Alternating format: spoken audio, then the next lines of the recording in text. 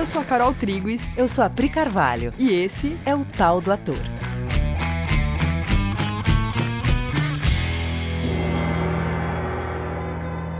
E aí, galera? Oi, gente. Tudo bem, amores? Então, se você se pergunta há vários episódios por que esse podcast se chama O Tal do Ator, hoje eu acho que é o dia da sua grande resposta. Yes! Então, a gente sabe, né, que o teatro é o espelho da sociedade, só que isso tem 2 níveis.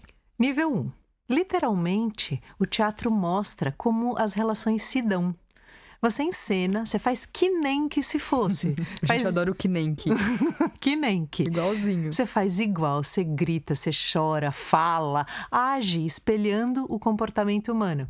Aí a plateia olha, reconhece o que está ali, se identifica e identifica pessoas que ela conhece, situações que ela viveu ou vive. E vendo ali da plateia, com mais distância, a plateia aprofunda o contato que ela tem com esses processos e consegue ter novos entendimentos sobre si e sobre o mundo, sobre o entorno. Então ela vai poder fazer mudanças. Até aí, beleza? Sim, já falamos muito sobre essas coisas, né? E a gente fala também muito sobre o perdão. Né? O perdão como função do teatro. Porque no momento que você vê ali representado, você vê que não é uma coisa só sua, porque tá lá na cena, tá até no filme, né? Então significa que mais gente vive isso e sente isso. Isso em si já te faz se perdoar um bom tanto. Você não é o único. É algo que diz respeito à condição humana na qual você está inserido. Ok. E tem o nível 2. E esse nível é menos discutido porque demanda um trabalho mais profundo do ator sobre si mesmo para que ele possa realizar esse trabalho com consciência. O teatro é espelho no sentido de que mostra que todo o processo de construção de uma personagem, onde há premissas e uma narrativa, né, ou seja, ideias, crenças, objetivos, obstáculos internos, acontece exatamente como acontece no que a gente chama de construção de uma personalidade. Vamos olhar isso passo a passo. Como é o processo, então, de construção de personagem? Tem as circunstâncias dadas, né, que são premissas, ou seja, elas trazem dados, códigos de comportamento, crenças, protocolos de conduta de uma cultura, de um tempo, de um grupo social, enfim, é um sistema cheio de premissas. O ator considera todas essas circunstâncias dadas, estuda tudo, até sentir que ele consegue se inserir nelas, pensar de acordo com elas. Afinal, as circunstâncias dadas vão ser o pano de fundo onde ele vai agir. Aí, o ator vai sair catando no texto da personagem tudo o que essa personagem fala de si e tudo o que os outros falam dela, seja na presença dela ou na sua ausência, para poder ir compondo, montando essa personagem. Você não monta a personagem do nada. Tem uma narrativa, que é o trilho por onde ela anda, e tem uma história que a personagem vai contando sobre si mesma, que são as opiniões que ela tem dela, o que ela pensa de si e de tudo. Enfim, as coisas que ela acredita. Dessas premissas todas vêm os objetivos da personagem, né? Esses quereres não vêm do nada, vêm dessa construção. E vêm também os obstáculos internos.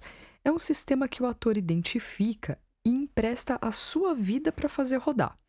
Quando ele faz isso, quando ele empresta a sua vida para o sistema rodar nele, através dele, se gera então uma ilusão de uma pessoa viva. Isso é a construção de personagem e atuação. Bom, então agora vamos repassar isso e ver se isso não é igualzinho na vida. Vamos lá. Na vida, também vão ter as circunstâncias dadas, porque você nasceu num lugar, num tempo, numa cultura, numa família específica. E tudo isso é o pano de fundo da tua atuação. Nossa, igual, né? Igual. As premissas dessas circunstâncias dadas, elas compõem a sua atuação. Aí tem as premissas diretamente ligadas às personagens, o que ela pensa sobre ela mesma e sobre o mundo. Percebe isso na vida também? Na vida também tem a construção de uma narrativa que eu não chamo, né, num primeiro momento de narrativa, eu chamo de eu. Mas se eu for olhar, são narrativas, porque são histórias que eu conto sobre mim ou sobre qualquer pessoa. Por exemplo, eu sou um homem mineiro, do interior, filho mais novo de 4 irmãos. Eu cresci numa fazenda de leite. A Pri não sabe fazer o sotaque caipira. Não, mas eu tô aqui dando tudo de si. Vamos lá, que eu sou um homem mineiro, do interior, filho mais novo de 4 irmãos. Tá pensando o quê? Uai. Quem não ama, né? O sotaque mineiro. Eu cresci numa fazenda de leite, eu conheço vaca, eu conheço campo, natureza. Só que aí eu fui para Belo Horizonte fazer faculdade. E aí, bom, aí eu vou enriquecendo essas premissas e eu vou tendo a ilusão de uma pessoa. Só que eu não percebo que são dados que geram uma narrativa. Tanto que quando você vai falar de alguém, você fala desses dados de narrativa igual você faz quando você vai falar de um personagem de uma peça. A gente tem a narrativa, os dados que compõem uma personagem, e os dados, a narrativa que compõe uma personalidade. E eu mudo o jeito de contar essa história dependendo do meu ponto de vista. Por exemplo, aquele dia na sua infância em que XX aconteceu. Dependendo do que eu quero concluir com essa minha história, dependendo de onde eu quero chegar, da sensação final, enfim, da moral da história, eu vou contar essa narrativa de um jeito. Ou seja, dependendo da moral da história que eu quero dar, eu conto de um jeito ou de outro. Por exemplo, quando eu quero dizer que eu fui injustiçado por tal cena da minha infância. Ou então eu quero dizer que eu fui muito guerreiro usando essas mesmas cenas. Dependendo do ponto de vista que eu quero provar, eu vou contar de um jeito ou de outro. Os mesmos eventos podem ter enfoques e sabores diferentes dependendo da moral da história que eu quero alcançar, que é o meu objetivo. Vamos supor que você faz um grande evento, sei lá, um aniversário, um casamento, uma convenção de uma grande empresa, X. E aí você chama um filmmaker para filmar esse evento. Mas você não fala para ele o enfoque que você quer que ele dê na filmagem, que história que você quer que seja contada na filmagem. Aí, se ele focar na comida do evento, por exemplo, a narrativa vai ser sobre um evento gastronômico. Ou ele pode focar nas pessoas dançando, fazer a filmagem inteira em cima das pessoas dançando. Aí a narrativa vai ser sobre pessoas se divertindo nesse evento. Aí o evento foi sobre isso, então. Ou ele pode filmar o rosto das pessoas, assim, bem de perto, emocionadas, em algum momento do evento. Aí a narrativa, então, vai ser sobre um evento emocionante. Ou ainda tem problemas que podem ter acontecido nesse evento, todos os paus que deram, e ele filmar muito isso. Aí a narrativa vai ser de um evento que não funcionou bem, que teve muitos problemas. Narrativa tem a ver com enfoque. Que história que a pessoa conta para si mesma? Qual o ponto de vista, um enfoque? Agora, pensa que esse filmmaker é a sua própria percepção da sua história, da sua narrativa. Dependendo do modo que você conta para si mesmo, muda o que se sente.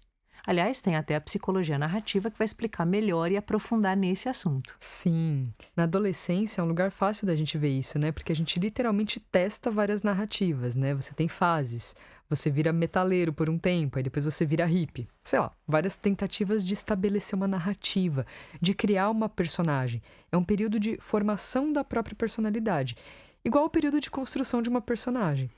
Claro que tem umas narrativas mais superficiais que você vai topando mexer e testar, e você até identifica, né, como narrativas, mas tem umas mais profundas, que parecem mais fixas no seu sistema, que são aquelas histórias que a gente conta sobre nós e sobre as nossas vidas. E assim como na personagem, a partir da história que se conta, montada sobre as premissas que se estabeleceu, vão vir naturalmente os objetivos que vão ser perseguidos cena a cena. Bom, aí, como com a personagem, a gente empresta a vida para essa personalidade poder rodar. Essa personalidade que é um sistema, tão feita a partir de premissas quanto a personagem. Entenderam isso? Acho que pode ler mais uma vez essa frase. Então vamos lá. Como a personagem, a gente empresta a vida para essa personalidade poder rodar. Essa personalidade que é um sistema, tão feita a partir de premissas quanto a personagem. A gente usa a vida que a gente tem, que a gente é, para dar vida a essas ideias. É a sua vida sendo emprestada para rodar essas coisas, essas formas de pensar, que o Shakespeare escreve na fala da peça Como Gostais, né? O mundo inteiro é um palco, e todos os homens e mulheres não passam de meros atores. Eles entram e saem de cena, e cada um no seu tempo representa diversos papéis. Essa fala do Shakespeare é literal, não é metafórica. E essa frase demonstra a união entre arte e um caminho espiritual, no entendimento de que você é essa vida que está sendo emprestada para pôr para rodar esses sistemas. E quanto mais consciente você é disso, mais sábio você é e mais ancorado você está num lugar estável para poder mergulhar em qualquer aspecto desses sistemas. É você descobrindo quem você é acima desses programas. Esse é o serviço mais profundo que o teatro presta. O contato com a vida, com o existo, que vem antes do penso, conforme descreveu Descartes. Esse é o grande tal do ator. E por que isso é um serviço? Porque isso tira a gente das narrativas, que são conflituosas entre si, porque cada um tem a sua, nenhuma narrativa é igual. Tanto que o teatro é feito do conflito de narrativas e objetivos. Enquanto você estiver identificado com as narrativas, você vai experienciar conflito e solidão. Você não se sente compreendido e não compreende o outro. Você vai experienciar o que a gente chama de drama humano. E do ponto de vista das narrativas, esses dramas não têm solução mesmo. Agora, quando você se identifica com a vida em si, que está contando essas narrativas, quando você está se identificando com o eu existo e não com o eu penso, você identifica a vida em você, essa vida que você está emprestando. Essa vida tem algumas características. Se você olhar para a vida que está em você agora, para um pouco e faz isso. Percebe a vida em você agora. Para de pensar. Não pensa no que aconteceu nem no futuro. Fica aí agora. E foca na vida que está em você, que está te animando. Você vai começar a sentir o contato com a vida e vai começar a perceber que ela tem algumas características. A vida é alegre. É expansiva, é criativa. E o mais legal é que é a mesma vida para todo mundo. E oferecer para as pessoas o contato com isso, com a vida que vem antes das narrativas, é a coisa mais empoderadora e libertadora que você pode fazer por alguém. Essa é a função mais sublime do teatro. Beleza, amores? Obrigada, gente. Obrigada por ouvir esse podcast. Sim. E se você quiser viver um pouco mais disso com a gente, experimentar mais, né, do que a gente está falando, que papo é esse, né, como viver isso, a gente abriu agora a turma, né, de curso livre de teatro nas quintas-feiras das 19 às 22. É só entrar no site coexiste.com.br/teatro que dá para você agendar uma aula experimental lá e vir conhecer. Então vem conhecer, a gente se vê semana que vem. Um beijo. Tchau.